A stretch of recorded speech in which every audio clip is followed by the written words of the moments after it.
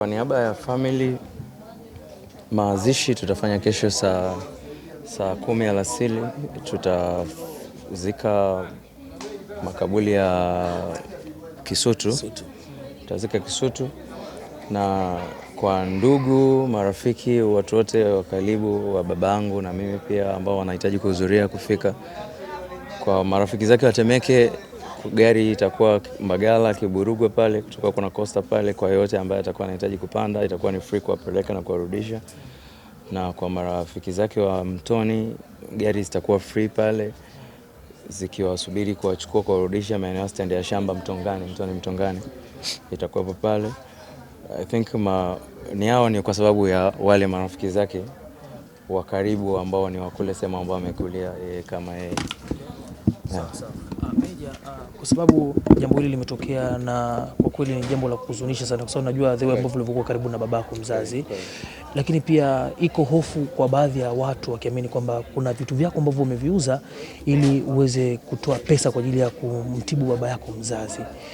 Pia katika hilo pia nilikuwa nataka kujua pia ni vitu gani ambavyo uliviuza wewe kwa ajili ya kuweza kufanikisha jambo hilo la matibabu kwa baba yako. No, kwa bahati nzuri, unajua wanakuambia kila tatizo linakuja na heli. So kila tatizo ni tatizo. Actually nilikuwa nimejitahidi kwa nafasi yangu kupambana kumsaidia babangu.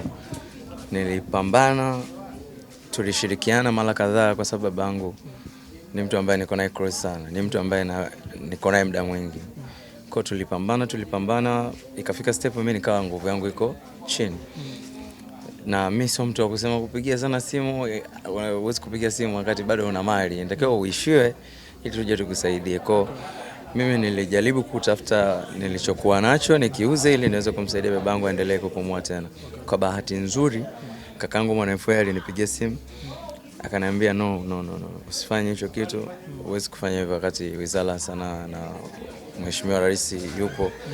Nikapata simu ya Ikulu direct na nikaambiwa kwamba matibabu ya pale yote yatasimamiwa, na akasimamiwa, akafanywa CT scan. Baada ya kufanywa CT scan ikaonekana kwamba stroke imempiga kichwani na damu yake imeviria kwenye ubongo. Kwa hiyo ikawa ni shida zaidi. Kwa hiyo ikatakiwa afanywe transfer kutoka Temeke kuelekea Muhimbili au Moi. Ndo bahati mbaya na kudra ya Mwenyezi Mungu ikatokea. Leo asubuhi majira saa 5 nilipigiwa simu nikiwa niko hapa nyumbani najiandaa kutoka niende hospitali. Nilipigiwa simu nikaambiwa bwana njoo hospitali. Sio kawaida kuambiwa hivyo, nikahisi kwamba kutakuwa kuna something. Kwa nikatembea haraka nikamwambia meneja wangu tuwai, tukampitia tukawahi. Kufika pale nikakuta tayari ndugu tayari wameshakaa, bahati mimi hawakutaka kuniambia mapema. Kwa nilikuta tayari ndugu washakaa na taarifa wanayo, wakaniambia basi tukamshukuru Mwenyezi Mungu. Okay, sawa. Meja, najua pia Dvoice ni mtu wako karibu sana na inatajwa kwamba kuna undugu unaendelea kati yenu na alifika hapa msibani.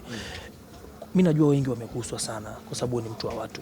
Taratibu za namna kuweza kushiriki msiba huu kama ulivyotueleza kwamba kesho mazishi yatafanyika Kisutu makaburini, lakini pia kuna wale ambao wanaguswa. Najua kabisa wadau wa Singeli ni wengi.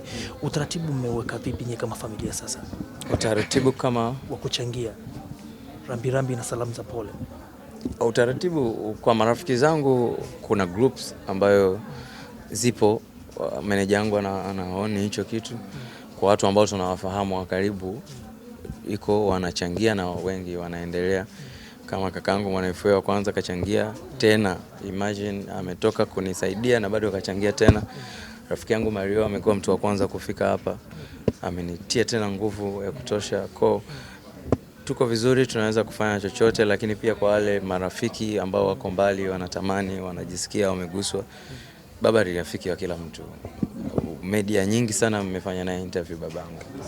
Kwa ni rafiki wa watu wote. Siwezi kumdoubt, siwezi kumlimit. Kila mtu anajisikia ana raha au nafsi yake inatamani kufanya kitu chochote kwa niaba ya babangu, anaweza akaja msibani kesho, atakutana na taratibu hapa za uchangiaji, atazikuta kama ataguswa, atataka kuchangia chochote, anakaribishwa. Lakini pia kwa mtu ambaye atataka kutumia simu kutuma na nini, meneja yangu anahost hivyo vitu kwenye magroups na nini, wanafanya hivyo vitu kwa. Anaweza kaingia tu pale kwenye bio yangu, kuna namba ya meneja yangu, kama unataka chochote unaweza kumpigia. Yeah. Okay, Meja, labda kwa mtu ambaye anatazama hapa angetaka kufahamu kwamba msiba umeweka hapa unapoishi Mbezi, labda ulikuwa unaishi na baba hapa? No, babangu mimi anaishi Temeke. Okay. Na Temeke anapoishi ni kwa bibi yangu. Kwa bahati mbaya nimekuwa I'm happy kwa sababu unajua Mwenyezi Mungu ndiye anapanga. Sisi Waislamu tunasema Mungu ndiye anapanga. Tunajifunzaga kukubali. Mamangu mwaka jana alipofariki, kabla 40 ya mamangu akafariki bibi yangu ambaye ni mamake babangu. Kwa nikapata misiba miwili ndani ya mpigo. Kwa hiyo pia imechangia mzee kumpa stroke. Na sehemu ambayo alikuwa anaishi babangu hichi kipindi ni kwa mama yake.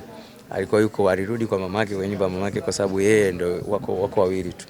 Na wazazi wetu wana mali tofauti tofauti. Kwa hiyo mzee alichagua kwenda kukaa pale kwa mama yake kujishikiza.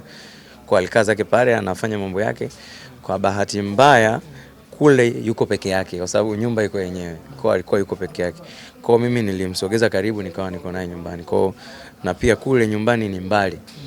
Kwa ufikiaji wa marafiki na watu wake wote stressi kwa sababu ni nyumbani Mbagala Kiburugwa. Za Kiemu unaenda huko ndani. Location na vitu vingine inakuwa stress. Kwa tuliona tuweke hapa kwa sababu hapa ni rahisi kufikika, pia mazingira free, anytime tunaweza tukaongea kama hivi. Kwa nikaona bora tufanye hapa baada kushirikiana na ndugu tukazungumza, tukasema tufanye hapa msiba. Yeah.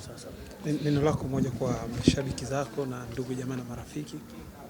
Mimi nawapenda tu wote kwa sababu Watanzania wamekuwa ni tupi.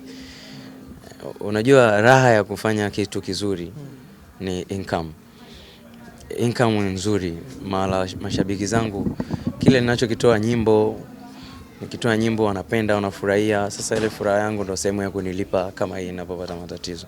Wengi nimeona wanafurahi, wananibeza, lakini kundi la watu wengi 80% wananiombea mema. Kwa mimi nawashukuru wote kwa mchango wao, kwa maoni yao. Wengine wamenipa mawazo, wengine wamenishauri, wengine wamenipa pole. Mashabiki zangu wamenitumia message DM, wengine WhatsApp, wengine wananipigia simu. Kila mtu ana namna yake ya kunipa pole, lakini nawashukuru wote kwa hiki mlichonisupport. Kwa bahati mbaya sina mama wala baba, nao nimepoteza vitu vyote. Sina bibi, sina babu. Babu yangu ni mtu wa kwanza kufariki. Alifariki zamani sana.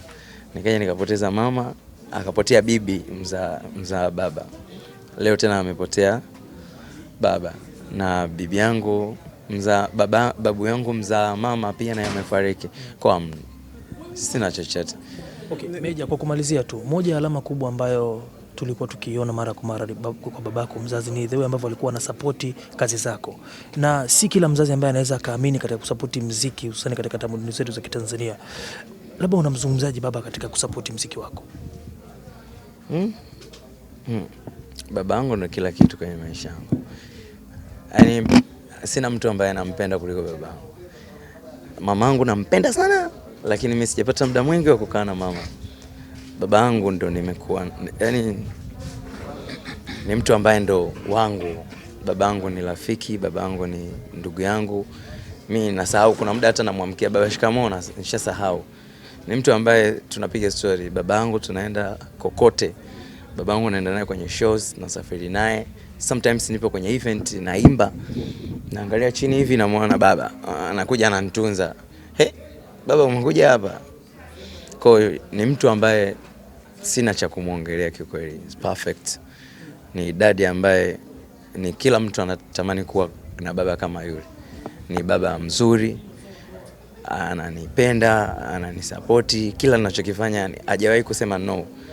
So I'm sad kwa sababu sina mtu mwingine tena wa kunikimbiza zaidi ya yeye. Yeye ndio mtu ambaye alikuwa ananishika sana. I love you so much.